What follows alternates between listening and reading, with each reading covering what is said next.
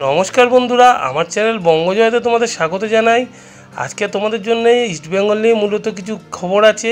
ইস্টবেঙ্গল কোচের সাথে চুক্তি বাড়াতে চলেছে ইস্টবেঙ্গল ক্লাব। এছাড়া নতুন ফুটবলার সই করতে চলেছে ইস্টবেঙ্গল ক্লাবে। এবং আজকে প্র্যাকটিসে নেমেছিল আলেকজান্ডার প্যান্টিচ। সে কেমন প্র্যাকটিস করলো সব কিছুই আছে। তার আগে বলবো, আমার চ্যানেলকে সাবস্ক্রাইব করো, লাইক করো, শেয়ার করো। তোমরা যত বেশি লাইক, শেয়ার, সাবস্ক্রাইব করবে, আমি তত বেশি ভালো ফুটবলের খবর বানাতে উৎসাহ পাবো। প্রথমেই খবর বলবো ইস্টবেঙ্গল কোচকে নিয়ে। ইস্টবেঙ্গল দলের কোচ কার্লোস কুয়াদ্রাতের সাথে চুক্তি বাড়াতে চলেছে ইস্টবেঙ্গল ক্লাব। এমনিতে তার সাথে 2 বছরের চুক্তি আছে, সম্ভবত আরও 1 থেকে 2 বছরের চুক্তি আরও বাড়াতে চলেছে। দীর্ঘমেয়াদী চুক্তি চায় ইস্টবেঙ্গল ক্লাব এবং সম্ভবত 3 থেকে 4 বছরের চুক্তি হতে চলেছে ইস্টবেঙ্গল কোচ কার্লোস কুয়াদ্রাতের সাথে।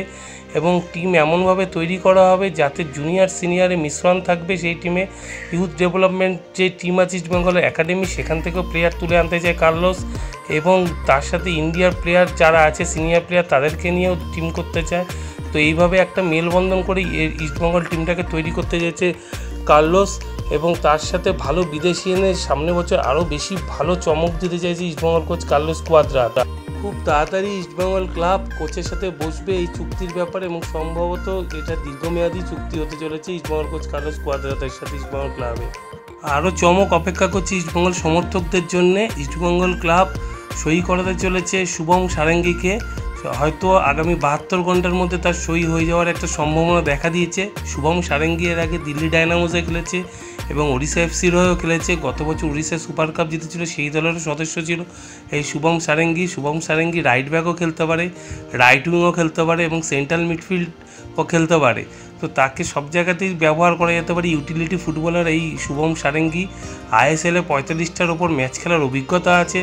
তো বলাই যেতে পারে অভিজ্ঞ একজন ফুটবলার। ইস্টবেঙ্গল দলে এলে ইস্টবেঙ্গল দল যথেষ্ট উপকৃত হবে, কেননা রাকিব ছাড়া সেভাবে কোনো সাইড ব্যাক নেই, খাবরারও চোট। তো শুভম সারেঙ্গি এলে রাইট ব্যাকটাও ইস্টবেঙ্গল দলে স্ট্রং হবে। অপরদিকে আজ ইস্টবেঙ্গল ফুটবল টিম তারা জামশেদপুরের টাটা ফুটবল একাডেমি মাঠে দীর্ঘক্ষণ প্র্যাকটিস করে। আগামী 22 তারিখে ইস্টবেঙ্গলের ম্যাচ আছে আইএসএলে জামশেদপুর এফসির সাথে। তো সেই ম্যাচের প্রস্তুতি হিসাবে আজ অনেকক্ষণ প্র্যাকটিস করে এই জামশেদপুর টাটা ফুটবল একাডেমির গ্রাউন্ডে। এবং সেখানেই আজ ইস্টবেঙ্গলের প্র্যাকটিসে যোগ দেয় আলেকজান্ডার প্যান্টিচ। এই আলেকজান্ডার প্যান্টিচকে নিয়ে কিন্তু কোচ যথেষ্ট আশাবাদী।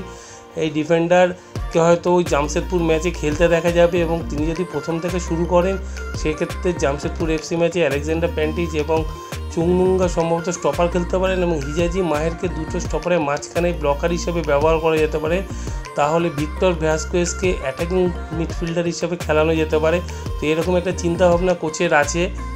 প্র্যাকটিসের মাঝে ইস্টবেঙ্গল কোচ কার্লোস কুয়াদ্রাত এবং সহকারী কোচ ডেলগাডোর সাথে দীর্ঘক্ষণ আলোচনা করতে দেখা যায় আলেকজান্ডার প্যান্টিচকে। এবং কোচের চিন্তাভাবনার মধ্যে আলেকজান্ডার প্যান্টিচ যে চলে এসছে সেটা বোঝাই যায়।